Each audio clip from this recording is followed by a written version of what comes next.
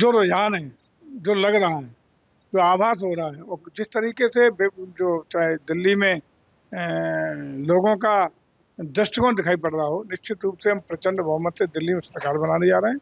और मिल्कीपुर की सीट तो स्वयं अखिलेश जी की बॉडी लैंग्वेज देख लो, बोली भाषा देख लो, वो बता रही है कि वहाँ समाजवादी पार्टी को पूरी तरह नकारते हुए जनता ने भारतीय जनता पार्टी के प्रत्याशी को अपना समर्थन और वोट देकर के एक मजबूत स्थिति में खड़ा किया। मैं समझता हूँ कल काउंटिंग होनी है, कल प्रचंड बहुमत के साथ हमारा प्रत्याशी वहां से जीत के आ रहा है, ऐसा हमें विश्वास है। चूंकि उन्हें पूरी तरह आभास है कि जनता ने उन्हें नकार दिया है, तो उसी की पृष्ठभूमि तैयार करते हुए ये सब बातें ठीकरा चुनाव आयोग के सिर्फ खुलने के लिए पृष्ठभूमि तैयार करने का काम कर रहे हैं।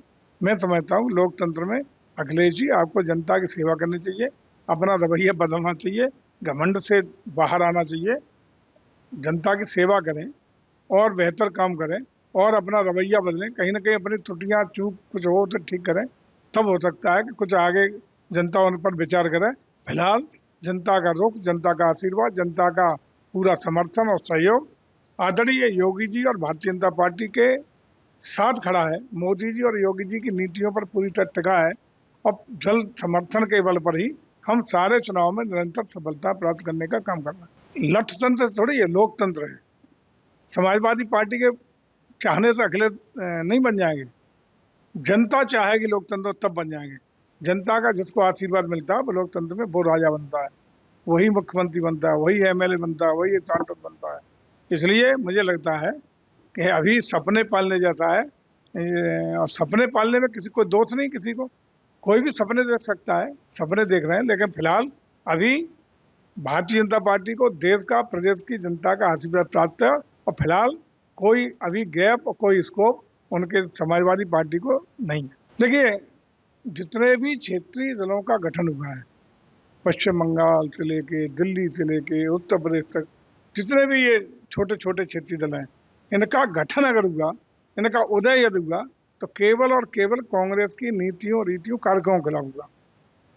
लेकिन चूंकि अब ये सब केवल मोदी जी को हटाओ, भारतीय जनता पार्टी को बाहर करो, इसी के उद्देश्य से बेमेल समझौता, सिद्धांत विहीन समझौता करके इंडी गठबंधन का गठन किया है।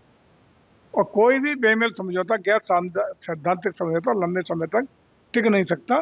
तो मैं समझता हूँ कि ये इंडिया गठबंधन का समझौता भी बिल्कुल चरमराकर चूर चूर होने जा रहा है। तो ये उनका अपना निजी विषय है। लोकतंत्र में सबको अपनी धार्मिक स्वतंत्रता है। मणिशंकर अय्यर जी स्वतंत्र है, अपने खुद ही कहा मैं आस्तिक हूँ। आस्तिक हूँ तो उनको कौन नास्तिक कर सकता है? ये तो उनकी धार्मिक स्वतंत्रता है। लेकिन जो सनातनियों का देश भारत है, सनातनियों की ताकत भारत है, और सनातन के बल पर ही हम विश्वगुरु थे, और सनातन के बल पर ही पुनः विकसित भारत बनेंगे, ऐसा हमारा विश्वास है। ऐसे कुछ लोग नास्तिक टाइप के हैं, उनको उनका जीवन मुबारक। लेकिन सनातन था, सनातन है और सनातन रहेगा, और भारत का भविष्य सनातन में है।